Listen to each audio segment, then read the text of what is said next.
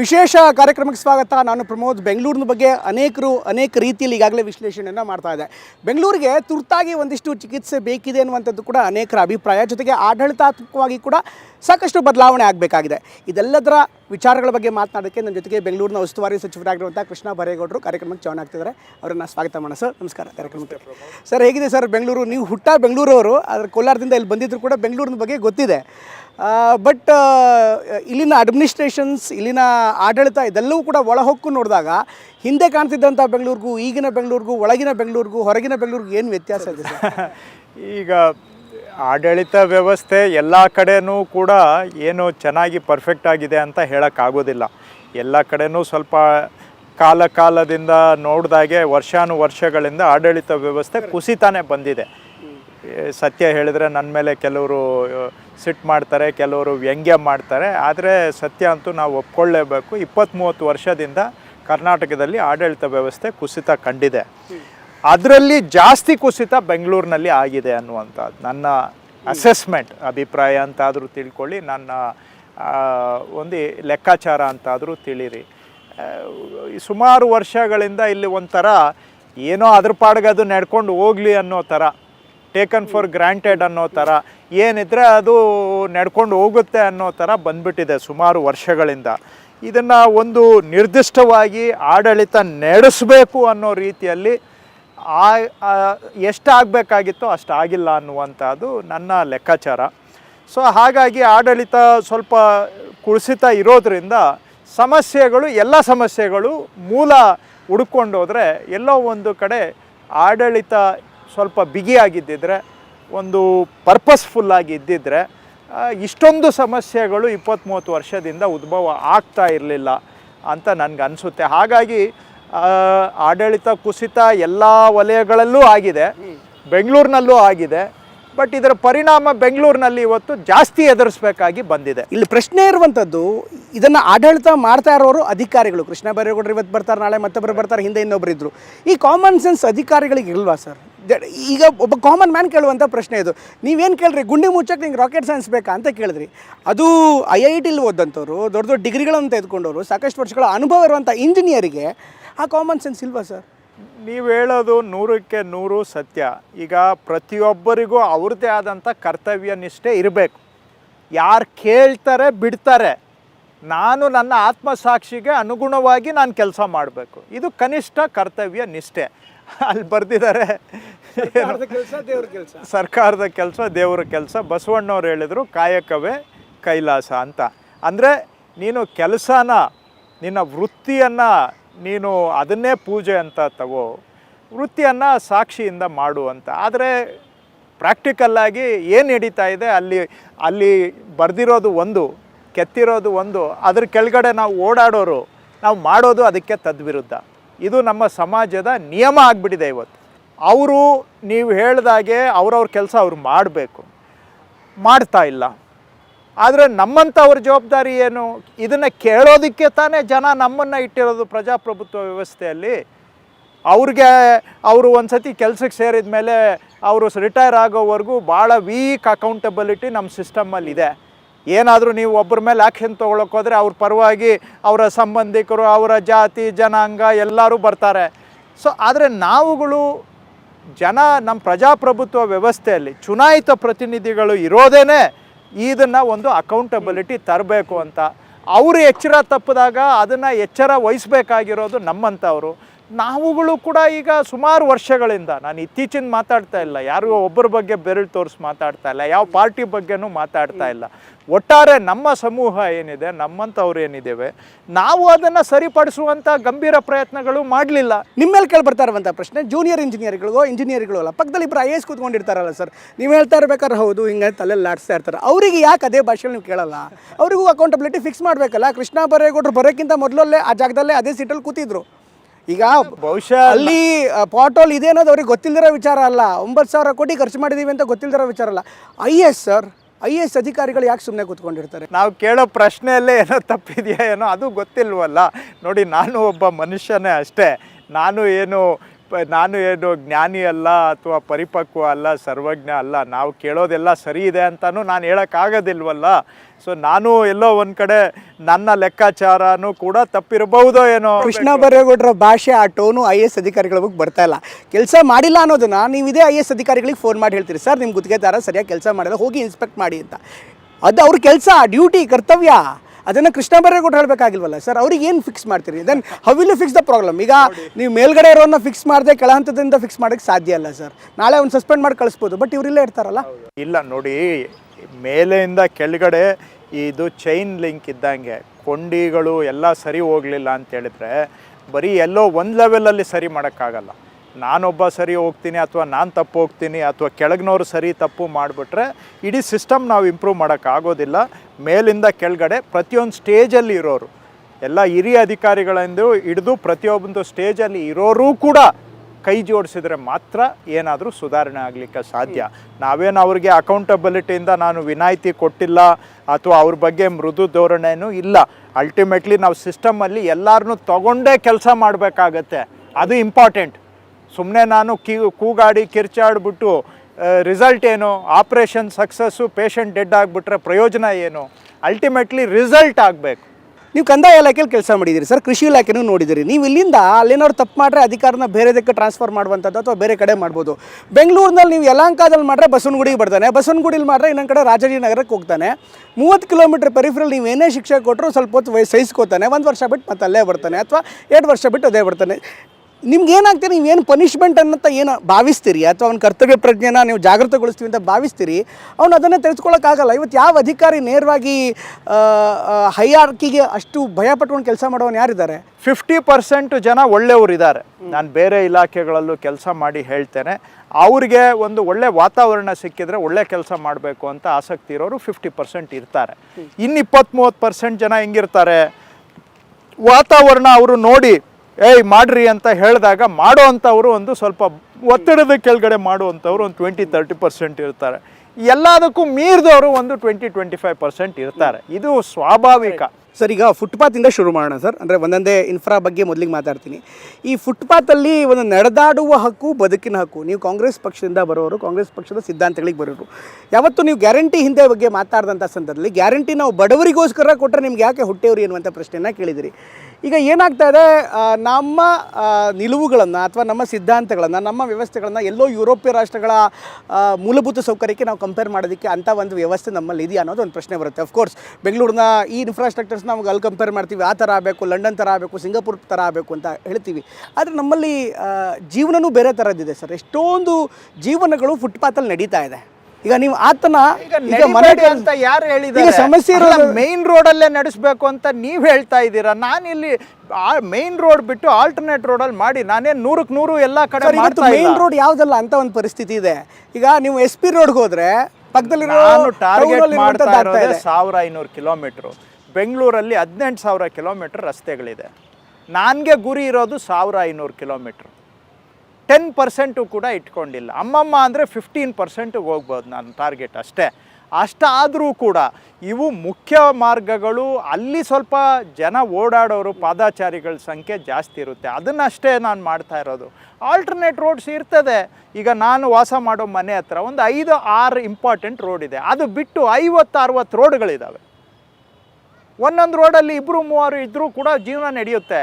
ನಾನು ನನ್ನ ಜೀವನ ನಿಮ್ಮ ಜೀವನದ at the cost of your life ನಡಿಬೇಕು ಅಂತ ಹೇಳೋದು ಕೂಡ ಯಾವ ರೀತಿಯಲ್ಲೂ ಸಾಮಾಜಿಕ ನ್ಯಾಯ ಆಗೋದಿಲ್ಲ. ಆಯಿತಾ? ಇವಾಗ 1000 ಜನ ಸತ್ತಿದ್ದಾರೆ, ಇದಕ್ಕೆ ಯಾರು ಜವಾಬ್ದಾರಿ? 6000 ಜನ ಗಾಯಗಳು, ಕೆಲವರು ಪರ್ಮನೆಂಟು ಹಾಸಿಗೆ ಹಿಡ್ದಿದ್ದಾರೆ, ಕೆಲವರಿಗೆ ತಲೆಗೆ ಪೆಟ್ಟು ಬಿದ್ದು ಬುದ್ಧಿ ಕಳ್ಕೊಂಡಿದ್ದಾರೆ. ಇದಕ್ಕೆ ಯಾರು ಜವಾಬ್ದಾರಿ? ದಿನನಿತ್ಯ ಈ ಘರ್ಷಣೆಗಳಾಗ್ತದೆ. ವಯಸ್ಸಾದವರು, ಹಾಗಾದರೆ ವಯಸ್ಸಾದವ್ರ ಪರಿಸ್ಥಿತಿ ಏನು ಸಮಾಜದಲ್ಲಿ? ಅವ್ರು ನಡಿಬೇಕಾ ಬೇಡವಾ? ಈಗ ಫುಟ್ಪಾತಲ್ಲಿ ಓಡಾಡೋಕ್ಕಾಗೋದಿಲ್ಲ ಅಂದರೆ ಟ್ರಾಫಿಕ್ ಜಾಸ್ತಿ ಆಗೋಕ್ಕೆ ಅದು ಒಂದು ಕಾರಣ. ಇವೆಲ್ಲ ನಾವು ಬ್ಯಾಲೆನ್ಸ್ ಏನು ಮಾಡ್ತಾ ಇದ್ದೀವಿ? ನೀವು 80% ಆಲ್ಟರ್ನೇಟ್ ಜಾಗಗಳಿದೆ, ಅಲ್ಲಿ ನೀವು ಬದುಕನ್ನು ರೂಪಿಸ್ಕೊಳ್ಳಿ. ನಾವು ನಿಮ್ಮ ಜೊತೆಗೆ ನಿಲ್ತೇವೆ, ನಿಮಗೆ ಸಹಾಯ ಮಾಡ್ತೇವೆ, ಸಹಾನುಭೂತಿಯಿಂದ ನಿಮ್ಮ ಜೊತೆ ಕೆಲಸ ಮಾಡ್ತೇವೆ. ಈಗ ನೀವು ಹೇಳುವಂಥ ಮಾತುಗಳನ್ನೇ ಕೇಳೋದಾದರೆ ಅನೇಕರಿಗೆ ಆಕ್ಸಿಡೆಂಟ್ ಆಗಿದೆ. ಹತ್ತತ್ರ 300 ಜನರಷ್ಟು, ಅಂದರೆ 1300 ಜನ ಆಕ್ಸಿಡೆಂಟಲ್ಲಿ ತೀರ್ಕೊಂಡಿದ್ದಾರೆ ಅಂತ ಹೇಳ್ತೀರಿ. ಮೇನ್ ರೋಡಿಂದ ಆತ ಸೈಡ್ ರೋಡ್ಗೆ ಹೋದರೆ ಆಕ್ಸಿಡೆಂಟ್ ಕಡಿಮೆ ಆಗ್ಬಿಡುತ್ತಾ? ಆಗುವಂಥ ಆಕ್ಸಿಡೆಂಟ್ ನಿಂತೋಗ್ಬಿಡುತ್ತಾ? ಆ ತರ್ಕದ ಜೊತೆಗೆ ನಾನು ತರ್ಕ ಮಾಡ್ಲಿಕ್ಕೆ ಆಗೋದಿಲ್ಲ. ನಿಮ್ಮದು ಪ್ರೀಸೆಟ್ ಮೈಂಡ್ ಸೆಟ್ ಇದ್ರೆ ನಾನೇನು ಮಾಡ್ಲಿಕ್ಕೆ ಆಗೋದಿಲ್ಲ. ಸುಪ್ರೀಂ ಕೋರ್ಟ್ ಹೇಳಿದೆ, ಹಂಗಾದ್ರೆ ನೀವು ಸುಪ್ರೀಂ ಕೋರ್ಟ್ ತಪ್ಪು ಹೇಳಿದೆ ಅಂತ ಹೇಳಿ ನಾನು ನಿಮ್ಗೆ ಕೇಳ್ತೇನೆ, ಸುಪ್ರೀಂ ಕೋರ್ಟ್ ತಪ್ಪು ನಿಮ್ ಪ್ರಕಾರ? ನೀವ್ ಹೇಳ್ತಾ ಇದ್ದೀರಾ ಸುಪ್ರೀಂ ಕೋರ್ಟ್ ತಪ್ಪು. ಇಲ್ಲ, ನೀವು ಹೇಳಿ, ಮತ್ತೆ ನಾನ್ ಕೇಳಿದ ಕೇಳಿ ಫಸ್ಟ್. ನೀವು ಇಷ್ಟೊತ್ತು ಪ್ರಶ್ನೆ ಕೇಳಿದಿರ, ನಾನ್ ನಿಮ್ಗೆ ಕೇಳ್ತಾ ಇದ್ದೀನಿ. ಸುಪ್ರೀಂ ಕೋರ್ಟ್ ಹೇಳಿರೋದು ತಪ್ಪು ತಮ್ಮ ಪ್ರಕಾರ. ನಾನು ಹೇಳ್ತಾ ಇರುವಂತದ್ದು, ಈಗ ಮೇನ್ ರೋಡ್ಗಳಲ್ಲಿ ಹಿಂದೆ BBMP ಇದ್ದಂಥ ಸಂದರ್ಭದಲ್ಲಿ ಪ್ರತಿಯೊಂದು ಪ್ರಮುಖ ರಸ್ತೆಗಳಲ್ಲೂ ಕೂಡ ಅಲ್ಲಿ ಹಾಕರ್ ಝೋನ್ ಮಾಡಬೇಕು ಅನ್ನೋ ಒಂದು ಕಾನ್ಸೆಪ್ಟ್ ಇತ್ತು ಸರ್. ಈಗ ಇವರನ್ನ ಎಲ್ಲರನ್ನೂ ಕೂಡ ಆ ಥರ ಮಾಡೋದಕ್ಕಾಗಲ್ಲ. ಅಲ್ಲಲ್ಲಿ ವಾರ್ಡ್ಗಳಲ್ಲಿ, ಎಲ್ಲ ರಸ್ತೆಗಳಲ್ಲ, ವಾರ್ಡ್ಗಳಲ್ಲಿ ಹಾಕರ್ ಝೋನ್ಗಳನ್ನು ಮಾಡಿ ಆನಂತರ ಅವರನ್ನು ಸ್ಥಳಾಂತರ ಮಾಡ್ಬೋದಿತ್ತಲ್ಲ ಅಂತ ಪ್ರಶ್ನೆ. ಸ್ವಲ್ಪ ಹೌದು, ನೀವು ಪರ್ಫೆಕ್ಟ್ ಆಗಿ ನಡೆಯೋ ಸಮಾಜ ಇದ್ರೆ ಎಲ್ಲ ಪರ್ಫೆಕ್ಟ್ ಆಗಿ ಸಾಲ್ವ್ ಆಗುತ್ತೆ.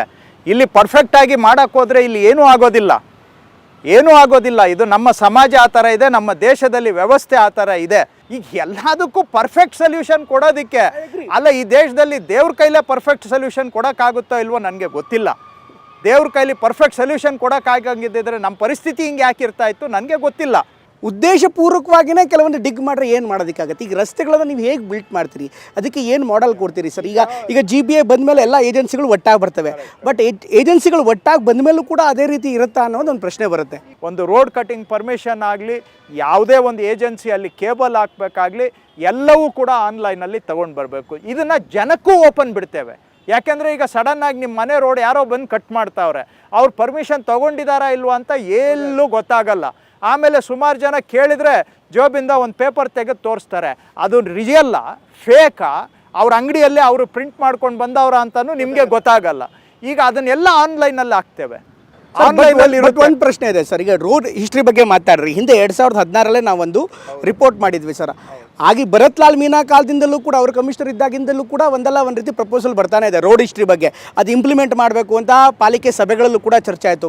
But end of the day ಅದನ್ನು ಹೇಗೆ ಮಾಡಿರ್ತಾರೆ ಅಂದರೆ, ಆ ಸಾಫ್ಟ್ವೇರೇ ವರ್ಕ್ ಆಗಲ್ಲ ಅಥವಾ ಸರ್ವರೇ ವರ್ಕ್ ಆಗಲ್ಲ. ಎಲ್ಲ ನಿಯಮಗಳನ್ನು ತಂದಾದ್ಮೇಲೂ ಕೂಡ ಇಂಪ್ಲಿಮೆಂಟ್ ಮಾಡುವಂಥ ಸಂದರ್ಭದಲ್ಲೇ ದೊಡ್ಡ ಸಮಸ್ಯೆ ಆಗುತ್ತೆ. ಅದನ್ನು ಆ ವರ್ಕ್ ಕಲ್ಚರ್ನ ಹೇಗೆ ರಿಪೇರಿ ಮಾಡ್ತೀರಿ? ಈಗ ನೀವು ಹೇಳೋದು ನಿಜ. 2016 ಅಲ್ಲ, ಬಹುಶಃ 20 ವರ್ಷ ಇದೆಲ್ಲ ಟೆಕ್ನಾಲಜಿ ಬಂದಾಗಿಂದಾನು ಇದು ರೋಡ್ ಹಿಸ್ಟ್ರಿ ಆನ್ಲೈನ್ ಮಾಡಬೇಕು ಅಂತ ಅವಾಗಿಂದಾನು ಚರ್ಚೆ ನಡೀತಾ ಇದೆ. It is longer than 10 years ಅಂತ ಹೇಳ್ತಾ ಇದ್ದೇನೆ. ಆವತ್ತಿಂದ ಪ್ರಯತ್ನ ಆಗಿದೆ, ಆದರೆ ನೀವು ಹೇಳ್ದಂಗೆ ಎಲ್ಲೋ ಟೂಟ ಆಗಿದೆ ಬಿಟ್ರೆ ಅದು ಸಮರ್ಪಕವಾಗಂತೂ ಇಲ್ಲಿವರೆಗೂ ಆಗಿಲ್ಲ. ಪಾಲಿಕೆ ಸಭೆಯಲ್ಲಿ ಚರ್ಚೆ ಆಗಿದೆ. ಪಂಪ ಮಹಾಕವಿ ರಸ್ತೆನ ಡಾಂಬರೀಕರಣ ಮಾಡ್ತಾರೆ. ಫಸ್ಟು ಪಂಪ ಮಹಾಕವಿ ರಸ್ತೆ ಡಾಂಬರೀಕರಣ ಅಂತ ಆಗುತ್ತೆ, ಆಮೇಲೆ ಮಿಂಟೋ ಆಸ್ಪತ್ರೆ ಉತ್ತರದಿಂದ ದಕ್ಷಿಣಕ್ಕೆ ಅಂತ ಆಗುತ್ತೆ, ನೆಕ್ಸ್ಟ್ ಮಿಂಟೋ ಆಸ್ಪತ್ರೆ ದಕ್ಷಿಣದಿಂದ ಉತ್ತರಕ್ಕೆ ಅಂತ ಆಗುತ್ತೆ. ರೋಡ್ ಹಿಸ್ಟ್ರಿ ಇಂಪ್ಲಿಮೆಂಟ್ ಮಾಡುವಂಥ ಸಂದರ್ಭದಲ್ಲಿ ಇದೆಲ್ಲವೂ ಕೂಡ ಬರುತ್ತೆ. ಸೊ ದಟ್ ಅಲ್ಲಿ ಯಾವುದೇ ಒಂದು ಫಂಡನ್ನು ನಾವು ಹಾಕಿದರೆ ಅದು ಅಲ್ಲಿ ಕಾಣಬೇಕು.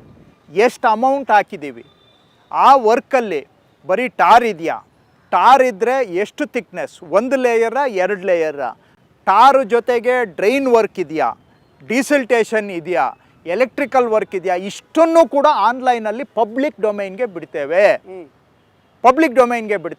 ಯಾರು ಬೇಕಾದರೂ ನೋಡ್ಕೊಳ್ಬೋದು. ನಿಮ್ಮ ಮನೆ ರೋಡು ಕೂಡ ಯಾವ ವರ್ಷ ಟಾರ್ ಆಗಿದೆ, ಅದಕ್ಕೆ ಎಷ್ಟು ಖರ್ಚಾಗಿದೆ, ಅದಕ್ಕೆ ಎಷ್ಟು ದಿನ ಮೇಂಟೆನೆನ್ಸ್ ಪೀರಿಯಡ್ ಇದೆ, ಇಷ್ಟರಿಂದ ಹಿಡಿದು ಅಲ್ಲಿ ಏನೇನು ಇನ್ಫ್ರಾಸ್ಟ್ರಕ್ಚರ್ ಇದೆ, ಅಲ್ಲಿ ಏನಾದರೂ ಪ್ರಾಬ್ಲಮ್ ಲೈಟ್ ಅಂಟ್ಲಿಲ್ಲ ಅಂದರೂ ಕೂಡ ನೀವು ಅಲ್ಲಿ ಕ್ಲಿಕ್ ಮಾಡೋದ್ರ ಮುಖಾಂತರ ಕಂಪ್ಲೇಂಟ್ ಮಾಡ್ಬೋದು. ಪಾಟೋಲ್ ಬಂದರೂ ಕಂಪ್ಲೇಂಟ್ ಮಾಡ್ಬೋದು. ಎಷ್ಟು ವರ್ಷ ಅದು ಲೈಬಲಿಟಿ ಪೀರಿಯಡ್, ಮೇಂಟೆನೆನ್ಸ್ ಪೀರಿಯಡ್ ಇದೆ ಅಂತ ಕೂಡ ನಿಮಗೆ ಅರ್ಥ ಆಗೋ ಭಾಷೆಯಲ್ಲಿ ಈ ರೋಡ್ ಹಿಸ್ಟ್ರಿಯಲ್ಲಿ ಮಾಡಿಕೊಡ್ತೇವೆ. ಅದನ್ನು ಮಾಡೋದ್ರ ಮುಖಾಂತರ ಸ್ವಲ್ಪ ಸುಧಾರಣೆ ಆಗ್ಬೋದು ಅಂತ ನಾನು ನಂಬಿದ್ದೇನೆ. ಹಿಂದೆ ಅರ್ಧಂಬರ್ಧ ಆಗಿರ್ಬೋದು, ಆಗದೇ ಇರ್ಬೋದು, ಈಗ ಅಂತೂ ಮಾಡೇ ತೀರಬೇಕು ಅಂತ ತೀರ್ಮಾನ ಮಾಡ್ತಾ ಇದ್ದೇವೆ. ಸದ್ಯದಲ್ಲೇ ಮಾಡ್ತೇವೆ. ಅಟ್ಲೀಸ್ಟ್ ಒಂದು 2 ತಿಂಗಳು ಒಳಗಡೆ ಒಂದು ಭಾಗಶಃ ವರ್ಷನ್ ಆದರೂ ನಾವು ರೋಲ್ ಔಟ್ ಮಾಡ್ತೇವೆ. ಈ ಕ್ವಾಲಿಟಿ ಕಂಟ್ರೋಲ್ ಬಗ್ಗೆ ನಮ್ಮಲ್ಲಿ ಬೇರೆ ವಿಭಾಗಗಳಿತ್ತು ಸರ್. BBMP ನಾನು ರಿಪೋರ್ಟಿಂಗ್ ಮಾಡ್ತಾ ಇರುವಂಥ ಸಂದರ್ಭದಲ್ಲಿ ಆಗ ಒಂದು ಸಜೆಷನ್ಸ್ ಬಂದಿತ್ತು ಸರ್. ಕೆಲವೊಂದಿಷ್ಟು ಇಂಜಿನಿಯರಿಂಗ್ ಕಾಲೇಜ್ ಹುಡುಗರನ್ನ ಕರೆದು ಈ ಕ್ವಾಲಿಟಿ ಕಂಟ್ರೋಲ್ಗೆ, ಮೆಷರ್ಮೆಂಟ್ಗೆ ಅವರನ್ನು ಸ್ವಲ್ಪ ಭಾಗಿತ್ವ ಮಾಡಿಕೊಂಡ್ರೆ ಅವರು ಒಂದು ಸೋಷಿಯಲ್ ಆ್ಯಕ್ಟಿವಿಸಮ್ ಆಗುತ್ತೆ, ಜೊತೆಗೆ ವಿದ್ಯಾರ್ಥಿಗಳಿಗೂ ಕೂಡ ಹೆಲ್ಪ್ ಆಗುತ್ತೆ. ಸರ್ಕಾರದಿಂದ ಅವ್ರಿಗೆ ಬೇಕಾದಂಥ ಯಾವ ರೀತಿ ಇಂಟರ್ನ್ಶಿಪ್ಪು ಮತ್ತೊಂದು ಸರ್ಟಿಫಿಕೇಷನ್ಸ್ ಮಾಡಿದ್ರೆ ಅವ್ರಿಗೂ ಹೆಲ್ಪ್ ಆಗುತ್ತೆ ಅಂತ. ಇವತ್ತೇನಾಗಿದೆ, ನಾವು ಸಾಕಷ್ಟು ಬಾರಿ ಅಕೌಂಟಬಿಲಿಟಿ ಬಗ್ಗೆ ಮಾತಾಡ್ಬೋದು ಅಥವಾ ಕ್ವಾಲಿಟಿ ಬಗ್ಗೆ ಮಾತನಾಡ್ಬೋದು. ಅಲ್ಲಿ ಯಾರು ಮಾಡ್ತಿದ್ದಾರೆ, ಏನು ಮಾಡ್ತಾರೆ ನಮಗೂ ಗೊತ್ತು, ನಿಮಗೂ ಗೊತ್ತು, ಅವ್ರು ಹೇಳೋದಕ್ಕೆ ಸಾಧ್ಯ ಆಗಲ್ಲ. ಹೀಗಾಗಿ ಈಗ ಪ್ರೈವೇಟ್ ಪಾರ್ಟಿಗಳನ್ನು ಈ ರಸ್ತೆ ಅಥವಾ ಇನ್ಫ್ರಾಸ್ಟ್ರಕ್ಚರ್ಸಲ್ಲಿ ಪಾರ್ಟಿಸಿಪೇಟ್ ಮಾಡುವಂಥದ್ದು ಅಥವಾ ಅವರನ್ನು ಈ ಕ್ವಾಲಿಟಿ ಕಂಟ್ರೋಲ್ ವಿಚಾರದಲ್ಲಿ ತೊಡಗಿಸ್ಕೊಳ್ಳೋದಕ್ಕೆ ಎಷ್ಟರ ಮಟ್ಟಿಗೆ ಸಾಧ್ಯ? ನೀವು ಹೇಳ್ದಂಗೆ ಹಿಂದೆ ನಾನಾ ಪ್ರಯೋಗಗಳಾಗಿದ್ದಾವೆ. ತಾತ್ಕಾಲಿಕವಾಗಿ ಸ್ವಲ್ಪ ಪರಿಹಾರ ಸಿಕ್ಕರೂ ಕೂಡ ಲಾಂಗ್ ಟರ್ಮಲ್ಲಿ ಸಿಕ್ಕಿಲ್ಲ, ಸುಧಾರಣೆ ಆಗಿಲ್ಲ.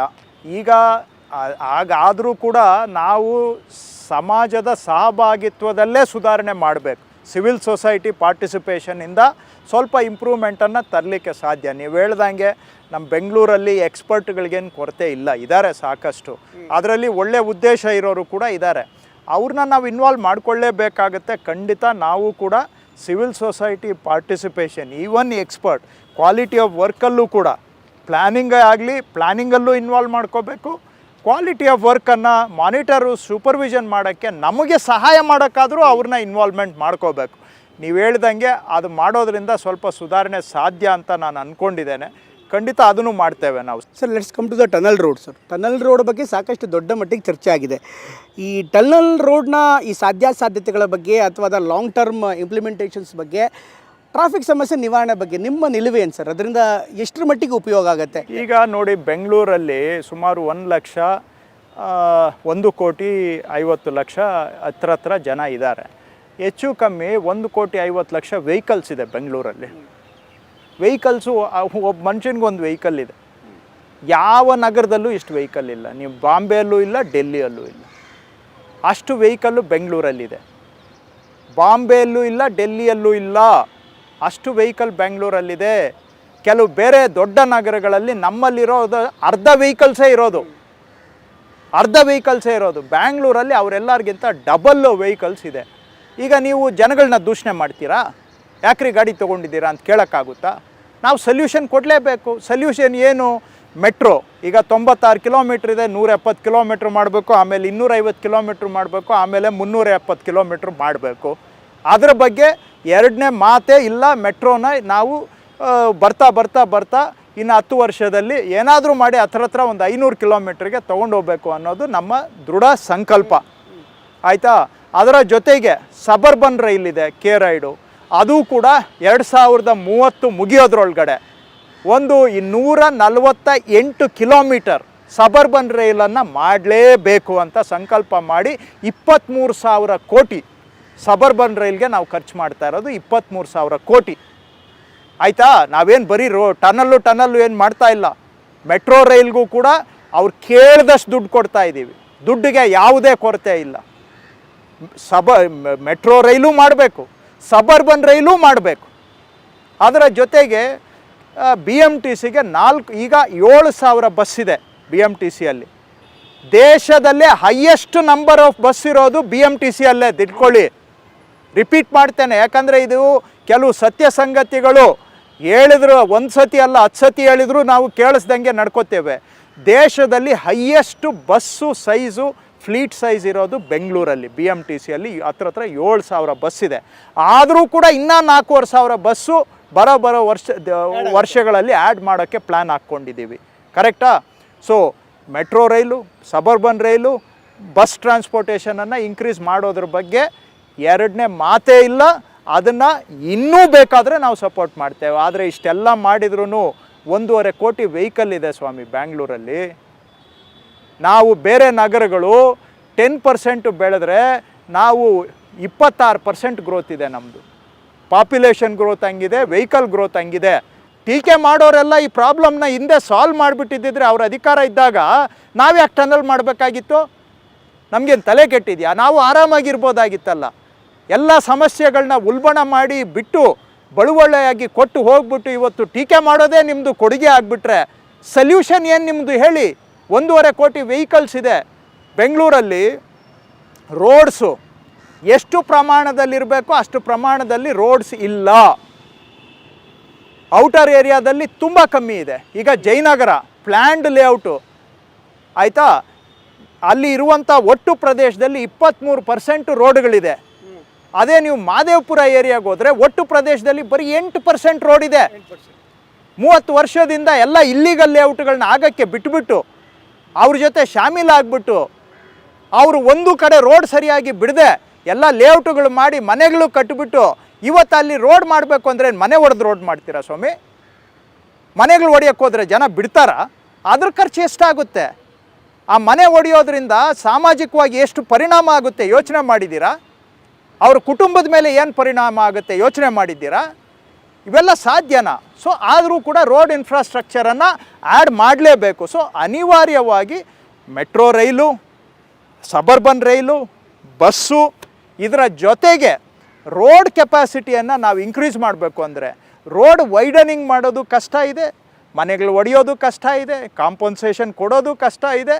ಅದಕ್ಕೆ ಪರ್ಯಾಯವಾಗಿ ನಾವು ಇಲ್ಲ ಟನಲ್ ಮುಖಾಂತರ ಮಾಡೋದ್ರ ಮುಖಾಂತರ ರೋಡು ಕೆಪಾಸಿಟಿಯನ್ನು ಜಾಸ್ತಿ ಮಾಡ್ಬೋದು, ಅಥವಾ ಅವಶ್ಯಕತೆ ಇರೋ ಕಡೆ ಎಲಿವೇಟೆಡ್ ರೋಡ್ ಮಾಡೋದ್ರ ಮುಖಾಂತರನೂ ಒಟ್ಟಾರೆ ರೋಡ್ನ ಪರ್ಸೆಂಟೇಜನ್ನು ನಾವು ಜಾಸ್ತಿ ಮಾಡ್ಬೋದು. ಇಲ್ಲ ಅಂದರೆ ಹೈಯೆಸ್ಟ್ ವೆಹಿಕಲ್ ಸಂಖ್ಯೆ ದೇಶದಲ್ಲಿ ಬೆಂಗಳೂರಲ್ಲಿದೆ, ಯಾವ ನಗರದಲ್ಲೂ ಇಲ್ಲ. ಇದನ್ನು ಹೇಗೆ ಸಾಲ್ವ್ ಮಾಡ್ತೀರಾ? ಬರೀ ಸಮಸ್ಯೆಗಳೇ ಹೇಳೋದಾದರೆ ಸೊಲ್ಯೂಷನ್ನು ಹೇಳಿ.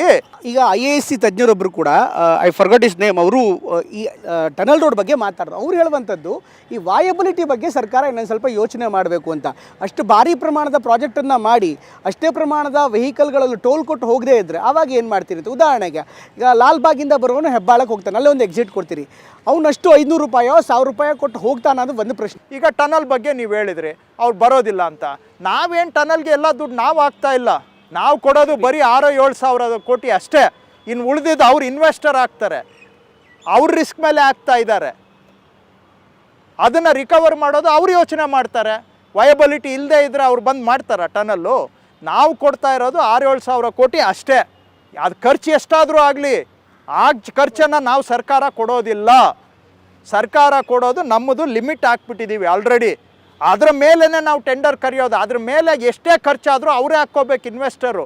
ಅದನ್ನು ಅವ್ರು ಟೋಲ್ ಮುಖಾಂತರ ರಿಕವರಿ ಮಾಡ್ಕೋಬೇಕು. ಸೊ ಸರ್ಕಾರಕ್ಕೆ ಏನು ನಷ್ಟ ಇದೆ?